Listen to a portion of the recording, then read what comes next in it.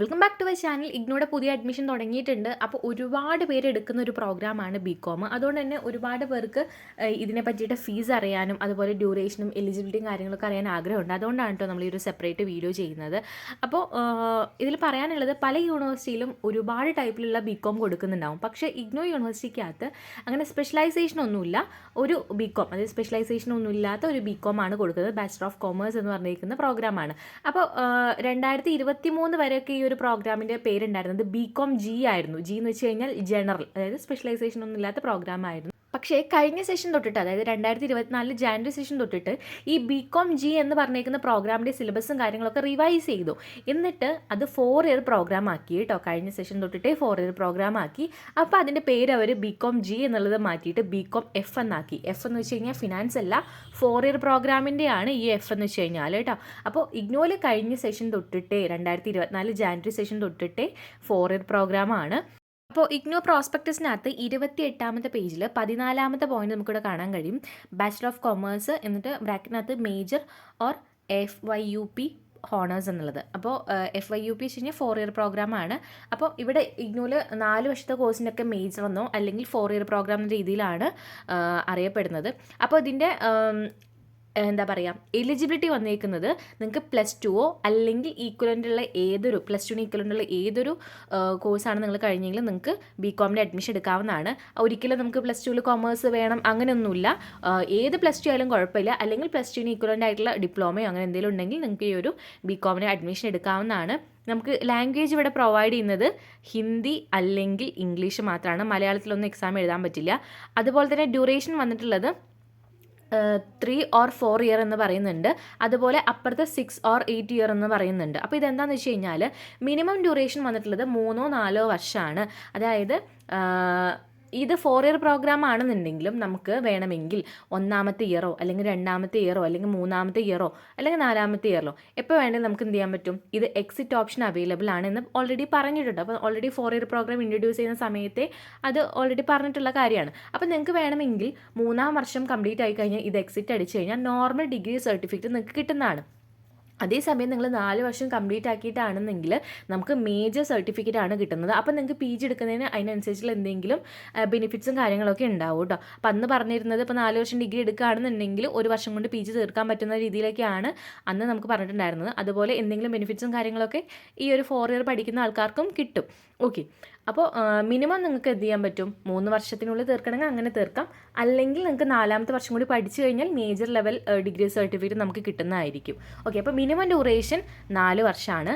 Maximum duration വന്നിട്ടുള്ളത് 8 വർഷമാണ്. അപ്പോൾ നിങ്ങൾ 3 വർഷത്തിൽ തീർക്കാൻ ഉദ്ദേശിക്കുകയാണെങ്കിൽ നിങ്ങളുടെ മിനിമം വർഷം 3 വർഷം, മാക്സിമം ഡ്യൂറേഷൻ 6 ഇയേഴ്സ് ആയിരിക്കും. അതേസമയം നിങ്ങൾ 4 വർഷം ചെയ്യുന്നുണ്ടെങ്കിൽ മിനിമം ഡ്യൂറേഷൻ 4 വർഷം, മാക്സിമം ഡ്യൂറേഷൻ 8 വർഷമായിരിക്കും കേട്ടോ. പിന്നെ ഇതിൻ്റെ ഫീസ് വരുന്നത്, നിലവിൽ ഇതിൻ്റെ ഫീസ് വന്നിട്ടുള്ളത് 4500 പെർ ഇയർ ആണ്. ഓക്കെ, അപ്പോൾ അഡ്മിഷൻ എടുക്കുന്ന സമയത്ത് നിങ്ങൾ എന്ത് ചെയ്യണം, ഈ 3 വർഷത്തിൻ്റെ ഫീസ് ഒരുമിച്ച് അടയ്ക്കേണ്ട. പക്ഷേ ഫസ്റ്റ് ഇയറിലെ എമൗണ്ട് നിങ്ങൾ അഡ്മിഷൻ എടുക്കുമ്പോഴേ കൊടുക്കണം. അപ്പോൾ 4500 രൂപ അഡ്മിഷൻ എടുക്കുമ്പോഴേ ഇഗ്നോയ്ക്ക് കൊടുക്കണം. പിന്നെ ഈ ഒരു ജാനുവരി സെഷനിലും ജൂലൈ സെഷനിലും കൊടുക്കുന്നതാണ് ഒന്നും കൂടി ഇവിടെ പറയുന്നുണ്ട്. അതായത് നോർമൽ ഇഗ്നോയ്ക്കകത്ത് 2 സെഷനിലാണ് അഡ്മിഷൻ ഉള്ളത്, ഒന്ന് ജാനുവരിയിലും ഒന്ന് ജൂലൈയിലും. അപ്പോൾ ജാനുവരി സെഷൻ ഇപ്പോൾ കഴിഞ്ഞു, ഇനി ഇപ്പോൾ നടന്നുകൊണ്ടിരിക്കുന്ന ജൂലൈ സെഷനാണ്. അപ്പോൾ ഏതൊക്കെ സെഷനിലാണ് ബികോമിൻ്റെ അഡ്മിഷൻ കൊടുക്കുന്നതാണ് പറയുന്നത്. അപ്പോൾ ഇത് 2 സെഷനിലും കൊടുക്കുന്നുണ്ട്. അപ്പോൾ നിലവിൽ ഫീസ് ഉള്ളത് 4500 രൂപയാണ്. അഡ്മിഷൻ എടുക്കുന്ന സമയത്ത് നമ്മൾ ഫസ്റ്റ് ഇയറിൽ 4500 രൂപ കൊടുക്കണം. പക്ഷേ ഇത് മാത്രം അഡ്മിഷൻ എടുക്കുമ്പോൾ കൊടുത്താൽ പോരാ കേട്ടോ. ഈ പ്രോസ്പെക്ടസ് തുടങ്ങുന്നതിനേക്കാളും മുന്നേ ഇവിടെ ഒരു കുറച്ച് കാര്യങ്ങൾ പറയുന്നുണ്ട്. ഇതിനകത്ത് പറയുന്നുണ്ട് രജിസ്ട്രേഷൻ ഫീസ് 300, അതുപോലെ ഡെവലപ്മെൻറ്റ് ഫീസ് എന്ന് പറഞ്ഞിട്ട് 200. അത് രണ്ടും നമ്മൾ അഡ്മിഷൻ എടുക്കുമ്പോഴേ ഇഗ്നോയ്ക്ക് കൊടുക്കണം. ഓക്കെ, അപ്പോൾ ഈ 4500 പുറമേ ആയിട്ട് അഡ്മിഷൻ എടുക്കുന്ന സമയത്ത് 300 രൂപ രജിസ്ട്രേഷൻ ഫീസും 200 രൂപ ഡെവലപ്മെൻറ്റ് ചാർജസും കൊടുക്കുമ്പോൾ 5000 രൂപ നമ്മൾ അഡ്മിഷൻ എടുക്കുമ്പോൾ തന്നെ ബികോമിനാണ് അഡ്മിഷൻ എടുക്കണമെങ്കിൽ ഇഗ്നോയ്ക്ക് പേയ്മെൻറ്റ് ചെയ്യണം കേട്ടോ. അപ്പോൾ ഇതാണ് നമ്മുടെ ഫീസ് സ്ട്രക്ചർ, ഡ്യൂറേഷൻ, എലിജിബിലിറ്റി കാര്യങ്ങളും വരുന്നത്.